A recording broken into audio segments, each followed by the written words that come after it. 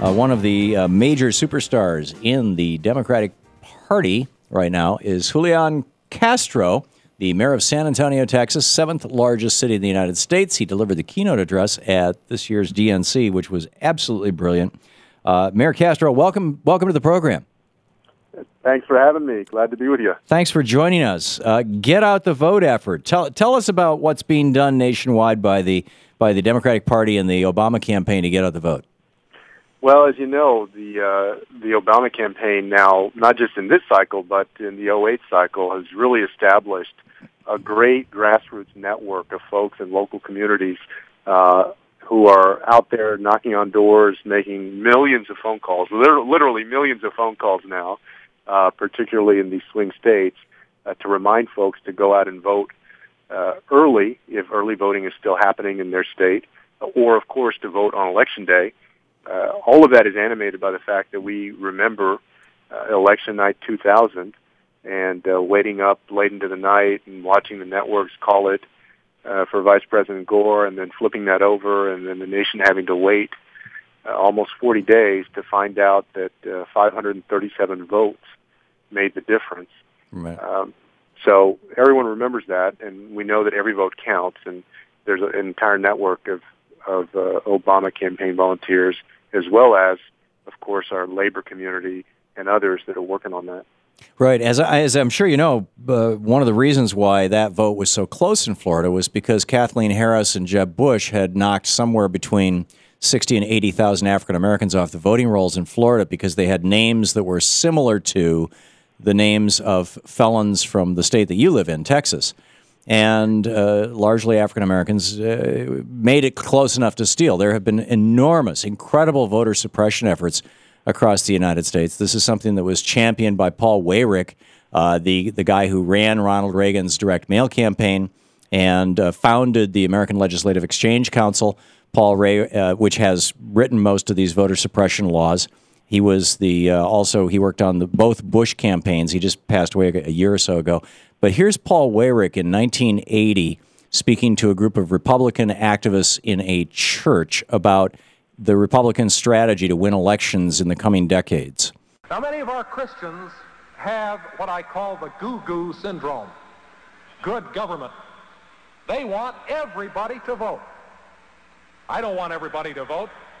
Elections are not won by a majority of people. They never have been from the beginning of our country, and they are not now. As a matter of fact, our leverage in the elections, quite candidly, goes up as the voting populace goes down. The Romney campaign is giving their poll watchers literally wrong information to challenge people, asking them, for different kinds of ID than they actually need in several states, in Wisconsin, apparently in Ohio. What is the Democratic Party doing about this concerted, this 30-year effort by the Republican Party to strip Democrats of their right to vote? Well, first let me say that I agree with you that there has been a very clear agenda on that side to disenfranchise people, whether it's through legislation, all these voter ID bills that we've seen, or through what we would consider dirty tricks like misinforming folks, as you just mentioned, or the example in Arizona where the Spanish language information had the wrong election date on it. They put November 8th twice instead of November 6th. Right.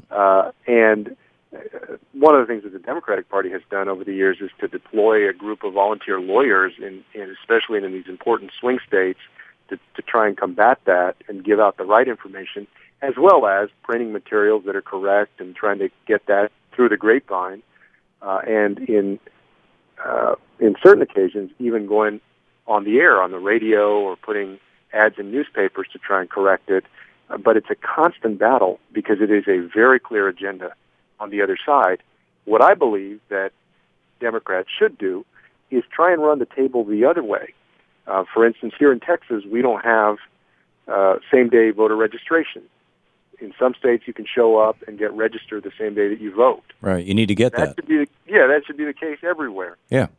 And high school principals ought to be empowered to help register every single kid that turns 18 when they're a senior in high school. And those are things that I think the Democrats should really put a lot of emphasis on in conjunction with nonprofits and foundations that contribute to voter registration drives in general, and in state legislatures where Democrats have sway, unlike here in Texas, where it's Republican-controlled, and you're never going to get that kind of legislation through there. Right.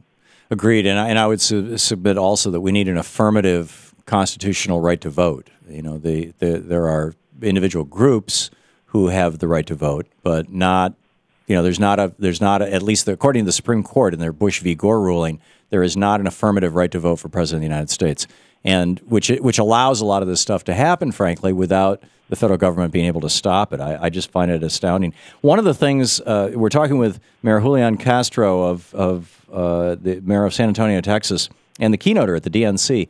One of the many calls that we get into this program, a number of people have called in, said they went in for early voting, and in the process of early voting discovered that their registration had been flipped from Democratic to Republican, or their address had been changed to something that wasn't their actual address, or they had actually even been purged from the voter rolls. And because they showed up for early voting, they were able to then to go back home, get the necessary identification for the re-registration process, come back the next day, register to vote, and have their vote counted. But they had been the victims of these Republican dirty tricks that have been going on for year after year after year. Is that not a strong argument in favor of showing up early rather than on Election Day? Oh, it absolutely is. And, you know, I encourage everyone, just like anyone out there right now would, to show up to early voting. You know, hopefully if there is an issue like that, you can get it cleared up there on site, or at least in time for you to go and vote or file a provisional ballot, which is also an option in a lot of states. But you never know what's going to happen on Election Day. Mm-hmm. You never know what might keep you from the poll if you wait until Tuesday. Right. So it makes all the sense in the world to get out there and vote early. And it is absolutely amazing how little we invest as a nation and per state in the infrastructure of what is the most important component of our democracy, voting. Yeah. Well, not only do we not invest in it, but we've privatized it. I mean, we've turned it over to private for-profit corporations, which just makes me insane. Not because I'm asserting that there's any, they're rigging the election kind of thing. I suppose I could make that case, but really just the idea that we've privatized the beating heart of democracy, to paraphrase Thomas Paine, seems to me crazy. I remember the old mechanical voting machines. They were actually owned by the government. Yeah, they were made by private corporations, but they were owned by governments.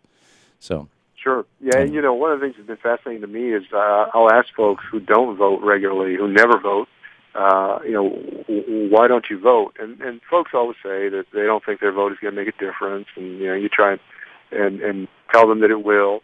Mm. But they also say that they don't understand how to use the machinery. They're embarrassed about the idea of getting in there and being lost. And so I think educating folks when they're in school, at a very basic level, about how you do this stuff, right, can make a big difference. Yeah, that's a good point, and that's I would say that's a good point for going back to paper ballots. I guess that's fairly straightforward. Yeah, fill in the circle. So, Mayor Castro, in your mind, first of all, I'm curious your take on Mayor Bloomberg just came out and endorsed President Obama, and in doing so, he spoke well of Governor Romney back when he was the governor, when he put into place a cap and trade program in Massachusetts. Argued for it, fought for it, signed it into law, and now has taken the exact opposite position and is in bed with the coal and oil companies and whatnot. The reason for endorsing President Obama was his concern about global warming. Your thoughts on that?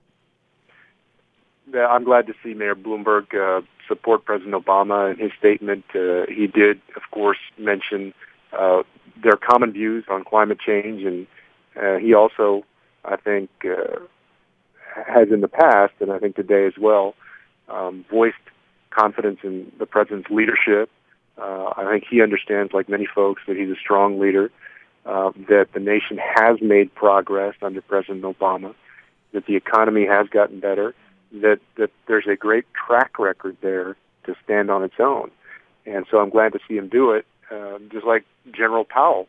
The fact that General Powell, someone who has been around people in politics and people in the military and in business for many years, is a good judge of folks, has come to the conclusion that President Obama is the right leader for these times. And you mentioned Mayor Bloomberg's assessment of Mitt Romney.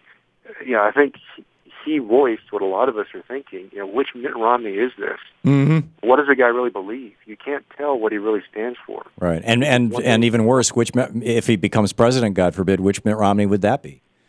That's true, and what's been so somewhat amusing, if it weren't so sad, is the way that a lot of these Republicans have embraced Mitt Romney here at the end, when 8 years ago they were calling John Kerry a flip-flopper, right, saying that he didn't stand for anything. Well, they have a prime example. That wasn't true back then, but it is true now. Yeah, John Kerry was quite consistent on the issues. I mean, that was one of those manufactured phony outrage things. Mayor Julian Castro of San Antonio, Texas, BarackObama.com, of course, the Obama campaign. Sir, thank you so much for being with us today. Thanks for having me. It is an honor to talk with you, and that was one hell of a speech you gave. Thank you so much for it.